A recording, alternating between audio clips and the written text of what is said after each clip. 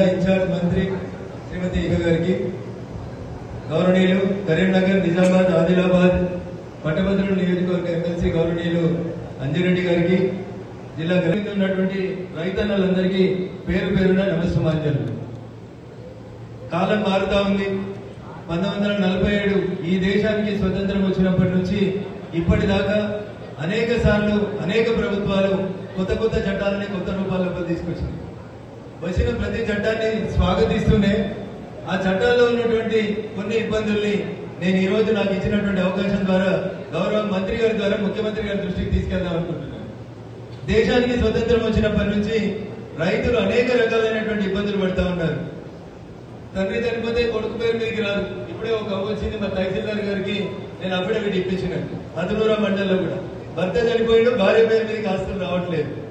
So ఏ ఊరికి పోయినా సగం మంది రైతులు ఏదో ఒక రకమైనటువంటి భూ సమస్యతో ఇబ్బంది పడుతూ ఉన్నారు. పాస్బుక్ రాలేదనో, సర్వే నెంబర్ మిస్ అయిందనో, 1 ఎకరం జాగుంటే 20 గుంటలు వచ్చిందనో, ఇంకో 10 గుంటలు పక్క అయినా పోయింది తీసేయడనో, ఇట్లా రకరకాలైనటువంటి సమస్యలతో బాధపడతా ఉన్నారు. ఈ దేశంలో అన్ని కోర్టులలో కలిపి ఒక 5 కోట్ల కేసులు పెండింగ్ ఉన్నాయని సుప్రీంకోర్టు జడ్జిలు ఈ మధ్యన ప్రజల ముందుకు చెప్తా ఉన్నారు. ఈ 5 కోట్ల కేసులలో సుమారు 3 కోట్ల కేసులు భూములకు సంబంధించినటువంటి వివాదాలు, పటవారీలో, తహసీల్దార్లో తెలిసో తెలియక చేసినటువంటి పొరపాటుతోటి రైతన్నలు 7 దశాబ్దాల తర్వాత కూడా ఈ సమస్యలతో బాధపడతా ఉన్నారు. నేను మంత్రి గారి ద్వారా 2 విజ్ఞప్తులున్నాయి. భారత ప్రభుత్వం 2 స్పష్టమైనటువంటి చట్టాలను తీసుకొచ్చింది. ఒకటి, భూ రికార్డులన్నింటినీ డిజిటలైజ్ చేస్తూ భూదార్ అనేటువంటి ఒక కార్యక్రమాన్ని గతంలో నరేంద్ర మోడీ గారి నాయకత్వంలో 5 సంవత్సరాల క్రితం ప్రవేశపెడితే గతంలో ఉన్నటువంటి ప్రభుత్వం భూదారిని పట్టించుకోలేదు.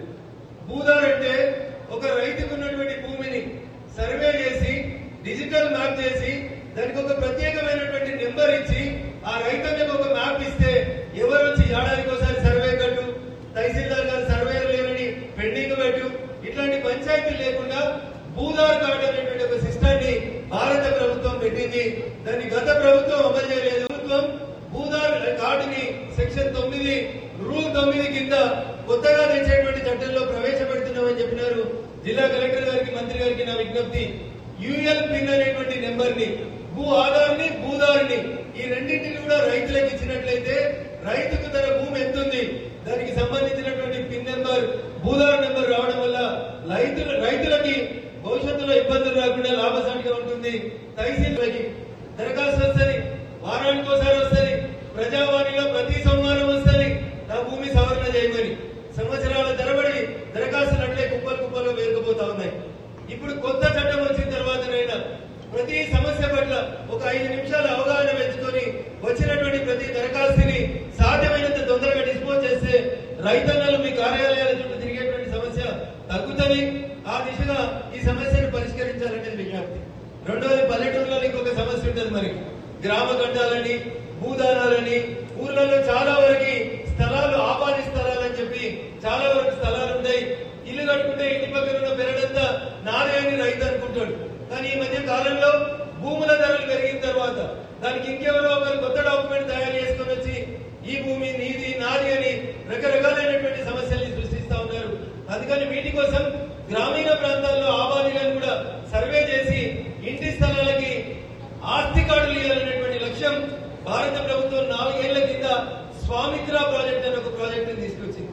దాన్ని కూడా గతంలో ఉన్నటువంటి ప్రభుత్వం అమలు చేయలేదు. పల్లెటూళ్లలో ఇంటి పక్కన జాగా కోసం కొట్లాడుకునేటువంటి పరిస్థితి వచ్చింది. ఇప్పుడు వచ్చిన కొత్త రెవెన్యూ చట్టం భూభారతి ప్రకారమైన రైతులకి ఆబాది భూముల్ని కూడా సర్వే చేసి ఎక్కడికక్కడ సమస్యల్ని తగ్గించి రైతుల మధ్యన కొట్లాటలు లేకుండా చూడాలని చెప్పి నేను ఈ సందర్భంగా తెలియజేస్తూ, నిజంగా తెలంగాణ ప్రభుత్వం తీసుకొచ్చినటువంటి ఈ చట్టాన్ని రెవెన్యూ అధికారులందరూ అవగాహన చేసుకుని రైతన్నల సమస్యల్ని పరిష్కారానికి వాళ్ళకి నడుము బిగించి పనిచేసినట్లయితే 100% ఊర్లలో ఉండేటువంటి రైతన్నలు ప్రశాంతంగా ఉంటారు. కాబట్టి నా విజ్ఞప్తి, వెంటనే భూభారతి చట్టం లోపల కూడా ఒకవేళ మీ దృష్టికి ఎవరైనా రైతు వచ్చినప్పుడు ఏదైనా సమస్య పరిష్కారం కావడానికి ఈ చట్టంలో అవకాశం లేకపోతే జిల్లా కలెక్టర్లు దయచేసి రెవెన్యూ మంత్రి గారి దృష్టికో, రాష్ట్ర ప్రభుత్వం దృష్టికో తీసుకొచ్చినట్లయితే కొత్త సవరణలు కూడా తీసుకొచ్చి ఈ ప్రభుత్వం కొత్తగా తెచ్చినటువంటి భూభారతి కొత్త 6వ చట్టం ప్రకారం రైతన్నలకు ఇబ్బంది కలగకుండా చూడాలని మనస్ఫూర్తిగా కోరుకుంటూ వేదిక నుంచి నాకు ఈ అవకాశం ఇచ్చినటువంటి పెద్దలకి, వేదిక పైన ఉన్న పెద్దలకి, వేదిక ముందున్న మీకు అందరికీ కూడా మరొకసారి కృతజ్ఞతాభివందనాలు తెలియజేస్తూ సెలవు తీసుకుంటా ఉన్నాను. జై హింద్, జై భారత్.